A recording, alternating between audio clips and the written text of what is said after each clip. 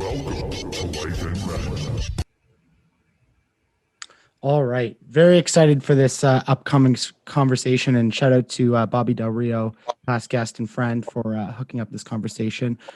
Very warm welcome to Sonya and Joseph. Thank you both for joining me today. Thank you for having us.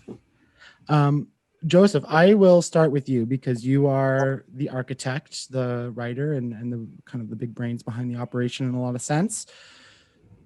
Before we tell the story of Love Undone, I want to go back to the roots here, and because I know it's a spinoff of Unconditional Love, which is an award-winning series. So why don't we start? Tell us a little bit about Unconditional Love and a little bit about the story about how that came to be. Yeah. So Unconditional Love was a web series that went off the air in 2019, and that series explored the ups and downs of a modern day romance between a Black gay couple. And how that story came to life is this is actually the third digital series now that I'm on. And I was sort of over it at that point before Unconditional Love came to me. I had done the series before that and felt tired and felt like I had nothing left to say. And it wasn't until my best friend said, you know, you still have a lot of story left in you. You still have a lot to tell.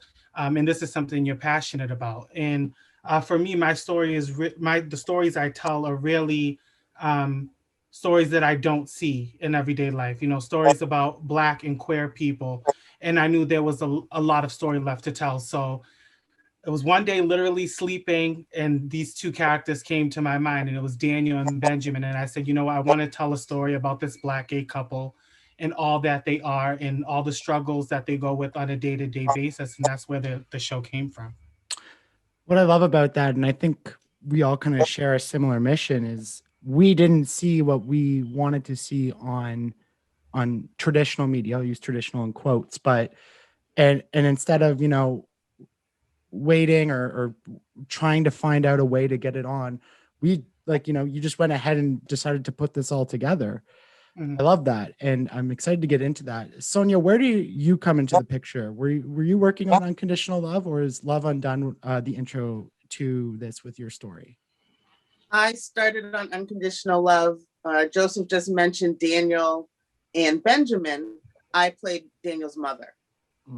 I was the supporting character, and I was there for all 3 seasons. Okay. So not only do you have a gay couple, which we're in different countries, but I don't know how, receiving American television is of a gay couple on TV, but you also now have a Black gay couple, which those stories I think are, I can't remember off the top of my head a story like that ever told in any TV show that I've seen. There might be something, but I can't think of anything off the top of my mind.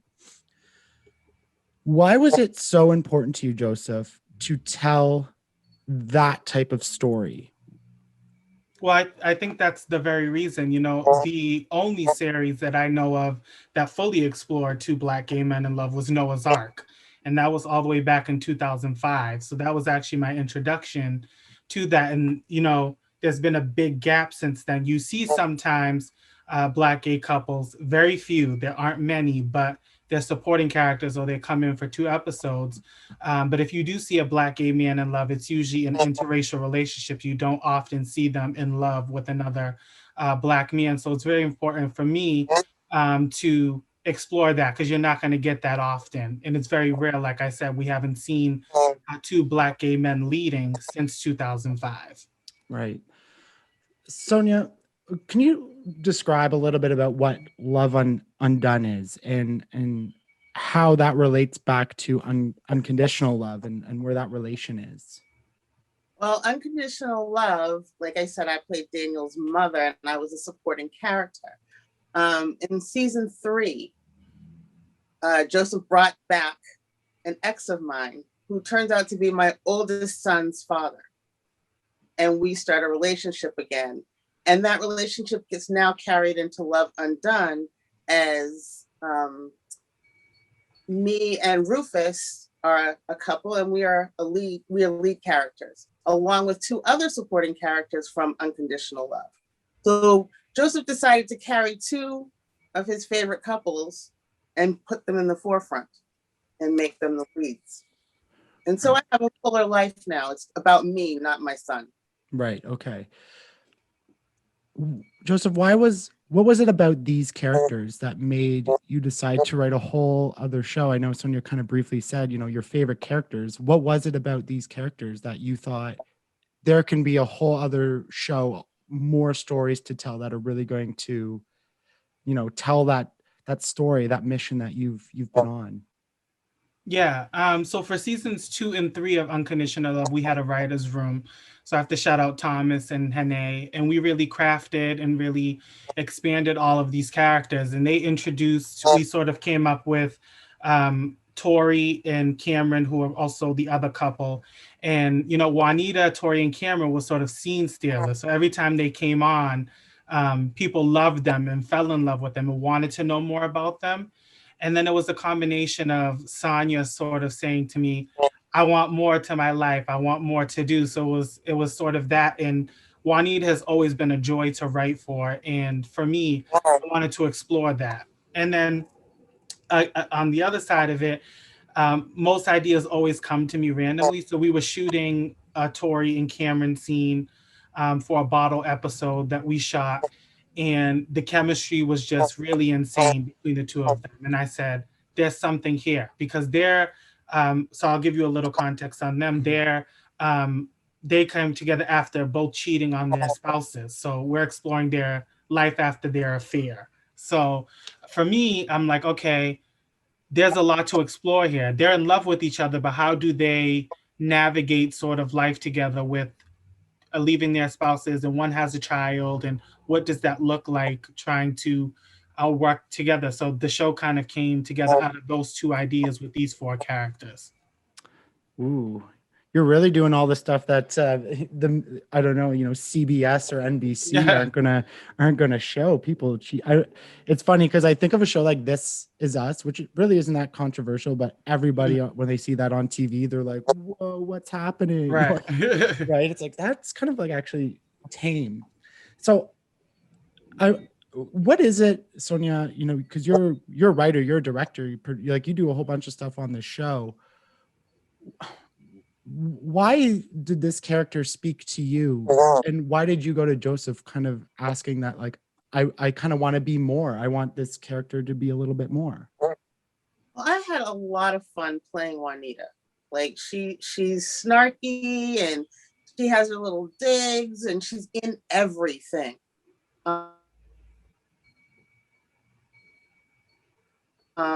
But she didn't have her own life. She mentioned being at a school. She mentioned doing things, but you never saw her doing it. You wondered, does she have any friends? Does she have any life outside of hovering over her sons? And I said, Joseph, please, I want her to have friends. I want her to do things. I want people to see her at work.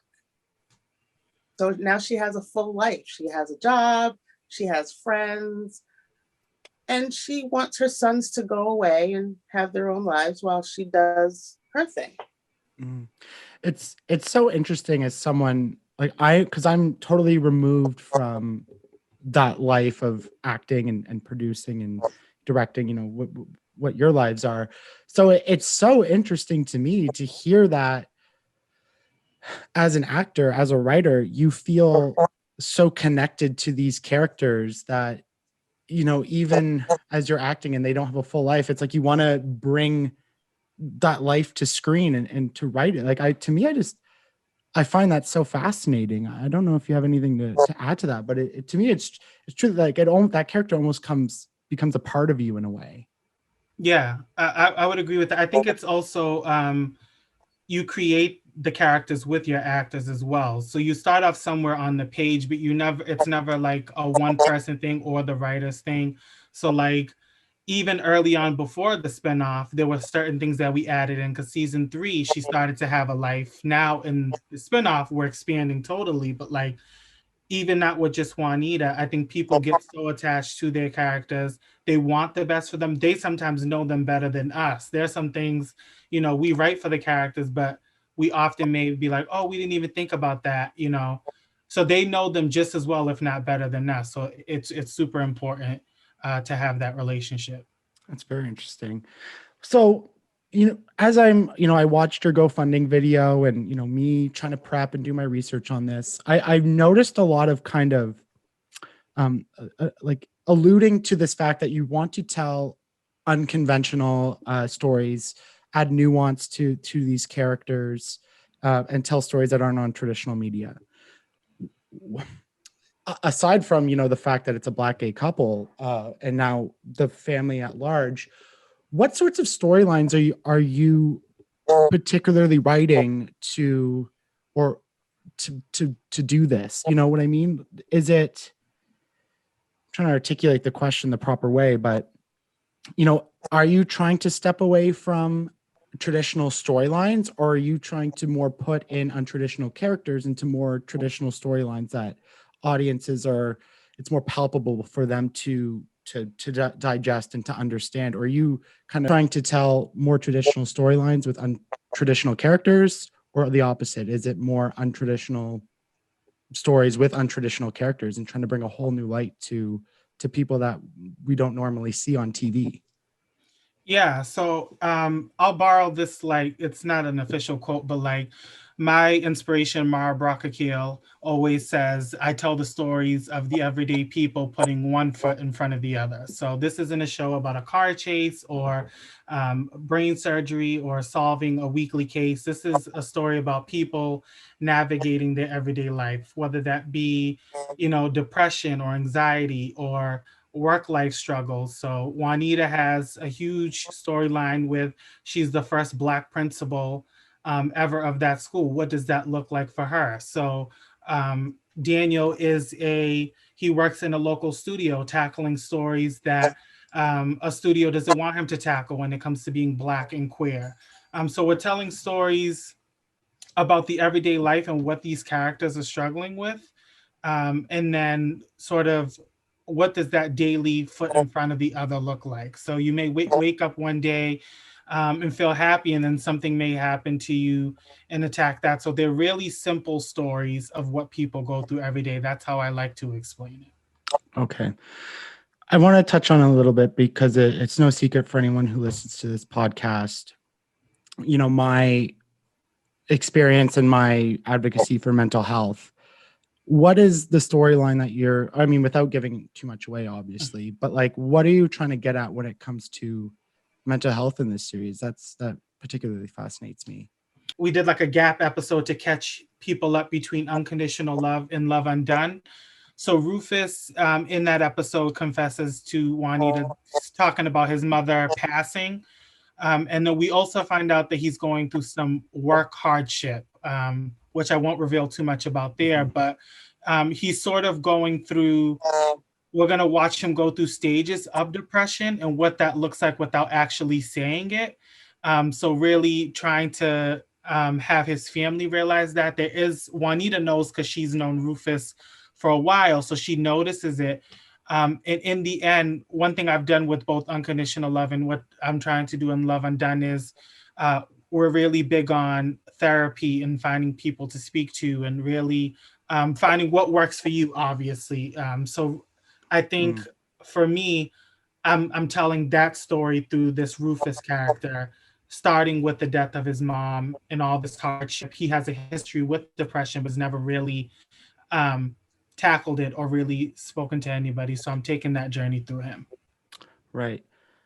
How much personal experience goes into writing a show like this that's so intimate? When the writers are all getting together, how much of your own experiences and how much of your own stories are you putting into this? Or are you more like doing research on Google, watching other shows and putting it all together?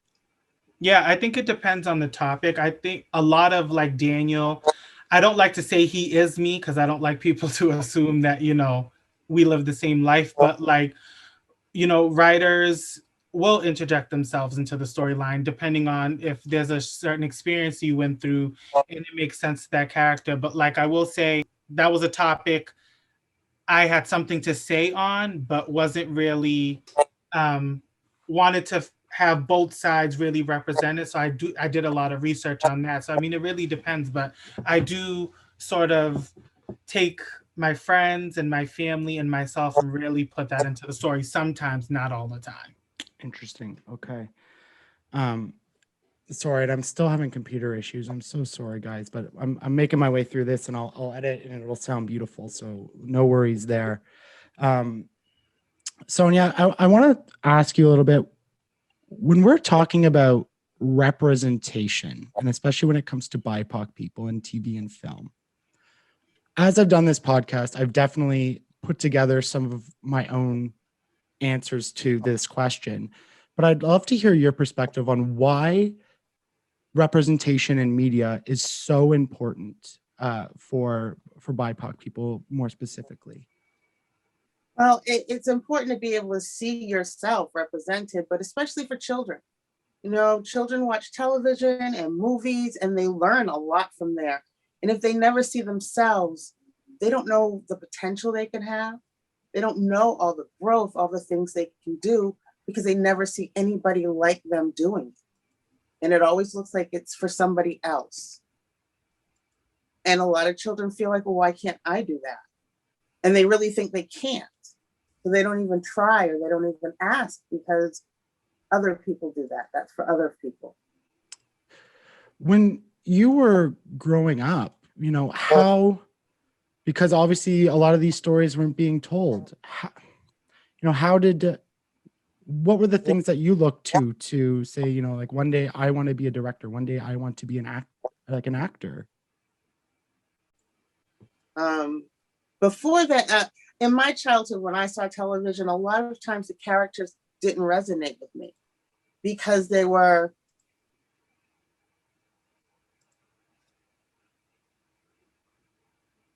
I didn't know anybody like the Evans. I didn't know people like JJ. JJ was not part of my life. It was always comedy, buffoonery. It was never anything serious. You had your isolated people every once in a while. When the Cosbys came out, I was like, oh, people like me. But a lot of people said, oh, no, there aren't Black people like that. There aren't families that would have a doctor and a lawyer in the same family. But I didn't see any reason why not. You know, my mother was a teacher. My mother's side of the family, they're teachers, professors, principals. So I saw it in my actual life. And I knew that it was possible because of the life that my family lived. But if I had to go by television, there wasn't a lot there. Right. Joseph, I'll ask you the same question because I'd love to hear your thoughts. What is representation? Why do you feel, I mean, like, why is it so important to you? And especially as a content creator and someone who's writing these stories, why is it so important to you? Yeah, I'll echo what Sonya said. I think it's very important for people to see themselves reflected back to them. Especially for me, it would have been super important to see that growing up because it definitely would have given me the confidence very early on to be who I am and to feel confident enough to tell these stories without sort of shying away from saying, oh, well, I can't do this now. I'm not comfortable yet. So I think it's super important to represent an array of people and what that looks like. So I think that's why it's important. Representation does matter for people to see themselves, you know, not only growing up, but continuing throughout their life. Right. I want to ask because the whole team, not, you know, from the actors to the writing it to the writers' room, producers, you know, everyone working on this, you know, it's primarily BIPOC people, you know, Black people and people of color. Can you speak to just the significance of that achievement? Because again, being removed from that industry, I don't know, but I mean, just from my general knowledge, I can't see this being a frequent occurrence. Like, what's the significance of this? Well, I will say it's super significant because it gives people uh, it gives people the power and the confidence to know that they can do it too. I didn't want to, and I say this every time I start a new season. It wasn't until season 3 maybe where I'm always encouraging people to direct. I said to Sonya, I think you should direct.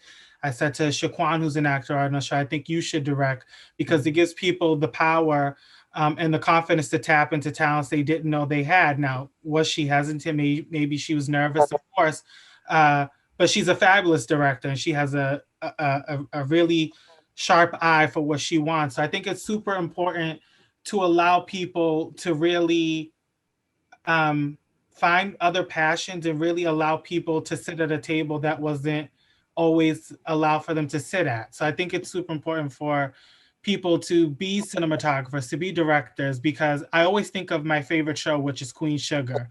Important for every show to, allow and set that standard. Yeah, absolutely. And there's not a lot more things, and especially in media, I would say, than damaging than having, Black stories, gay stories, disabled people of disability stories written by like straight white dudes, just kind of like chilling there being like, this is what I think it would be like.